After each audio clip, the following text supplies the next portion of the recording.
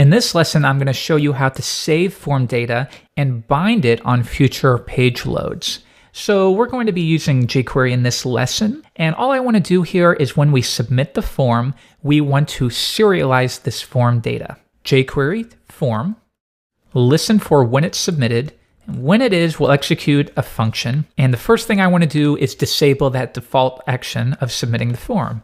So I'll say prevent default. Good. The next step is I want to serialize that data, and we can say console.log this serialize, like so. All right, let's see what happens when we do that. I will open up the console, and now it doesn't matter what these values are. I'm just going to insert gibberish here. Text area, I will select one of these. I'll click submit, and what jQuery.serialize will do is it will take all of the inputs and text areas and turn them into key value pairs. Title equals this value. Comment equals this. The checkbox or the radio, if they're clicked, they will be equal to on. So if I click radio as well and submit, you'll see that the input with a name of some radio will be equal to on, and that represents clicked.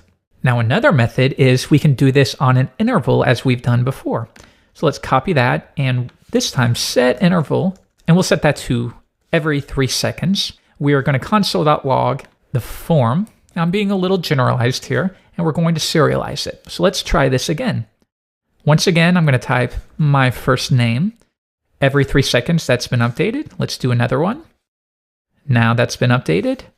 Here's my comment. And as you can see, every 3 seconds, we are updating that value. Now in this case, I think 3 is a little extreme, but it's helpful for the demo so we don't have to wait too long.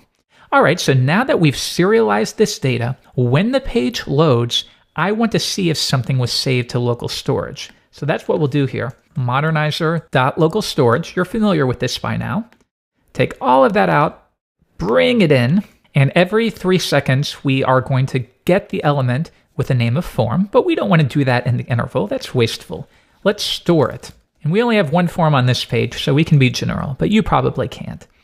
And then I can say form. Remember, when you're doing these repetitive actions, do as little work as possible. It doesn't make sense to fetch the form element out of the DOM every single time. That's stupid. So now every 3 seconds, we serialize that form data, and I want to save it to local storage, and we'll call it form data in this case.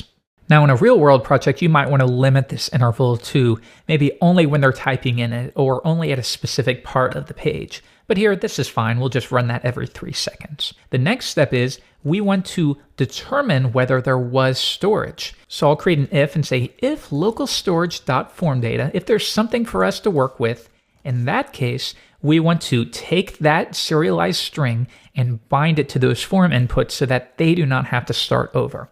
I'll create a function to do this, and we'll call it bind storage to form. Now, the only reason here why I'm giving it a name is to make it easier to read, but mostly I just need a function that will self-execute.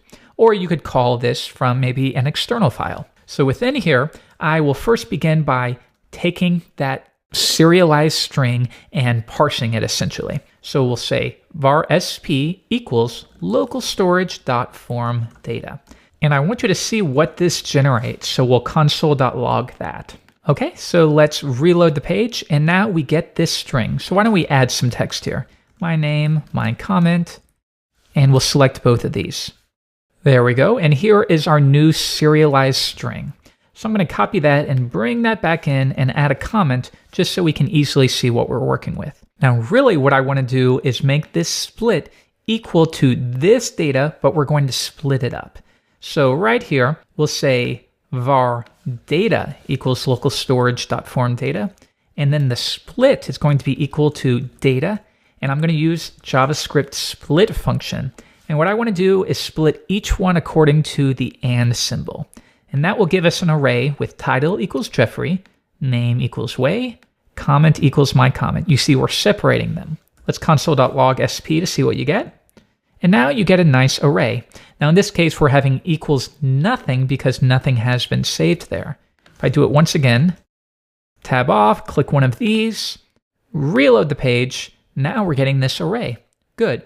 So the next step is to filter through them. So we'll do that right here, jQuery.each split item, and we'll execute a function, and that'll accept the index and the value. So if you'd like to see that, reload the page, we have the index is 0 and the value is that full key value pair.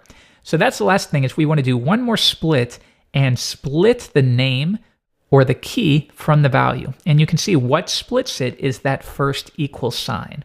And within here, we'll create a pair. So we'll call that pair. And I want to say val.split, and we want to split it according to the equal sign. That way we get an array with the key and the second item being the value. And we'll save that to pair.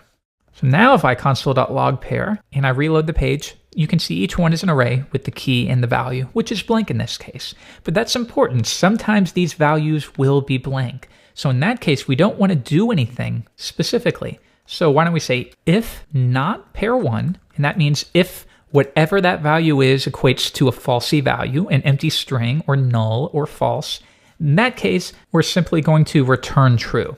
Now for jQuery, this is the same thing as running continue. We're saying we're done, we're not going to do anything else because that's false, so let's continue on to the next iteration of the for statement. So now let's take the value and bind it. So we'll say form, and we track that form down. I'm going to work with just regular JavaScript here. So we can turn a jQuery object version into the node itself by using this array syntax. So we'll say form, and then we're going to get the key. So this is the exact same thing as saying form.name. And that means get the form element and look for the input with a name of name. That's exactly what we're doing here. And I want to set its value. So we'll say value, and for now, let's simply set it to pair 1. All right, let's come back, reload this page, save some values, click both of these, because it's important to see that we have to handle those differently. And when I reload, check it out, those values have been applied to the form elements even when we reload the page. But I want you to note, we're getting this weird thing here. Hello here. Give it a couple seconds, I reload the page, and we're getting this plus. And that's because, remember, when we serialize the string, it comes out like this, where we have pluses representing the spaces. So why don't we, for this demo, do a quick solution. We'll unescape those, and then we'll also replace any occurrence of a plus symbol, and we're going to look for more than one, so I'm going to set that to global, and we're going to replace that with a space. So that's simple, right? Look for any pluses and replace it with a space. All right, let's save that once again, reload the page, click here, hello here, how are you? Reload the page. So now something screwed up, our internet connection died, we're filling out this long form, but I reload and it's still there, great. But now the radio and checkbox buttons are not being applied. And that's because, think of it, we are saying in this case, look for the form name of some radio and set its value equal to on. And that's not how it works. That's just how it's represented. If you want to check a checkbox, you would apply an attribute of checked. If I reload, you'll see that's now been checked. So we need to do that with our JavaScript. So we'll add one more if statement right here. If pair 1 is equal to on. And if that's the case, we're dealing with a radio or checkbox. And in that case, we'll say form pair 0, get that key, and rather than setting its value, we're simply going to make sure that it's checked, like so. All right, let's try this again. Reload. I'm going to uncheck that, but I'll check the radio, change my name to Joe, and if I reload the page, all of that has been saved, and we're doing all of this with local storage and just a bit of trickery with JavaScript. I'm sure you could probably even find a quicker way. Or with other types of data, as we learned in the last lesson, you would want to use json.stringify and json.parse. And that's going to do it for this chapter, so have fun with local storage. Think of all the different ways that you can combine the API with the storage event so that you can make notifications. You can have a lot of fun here.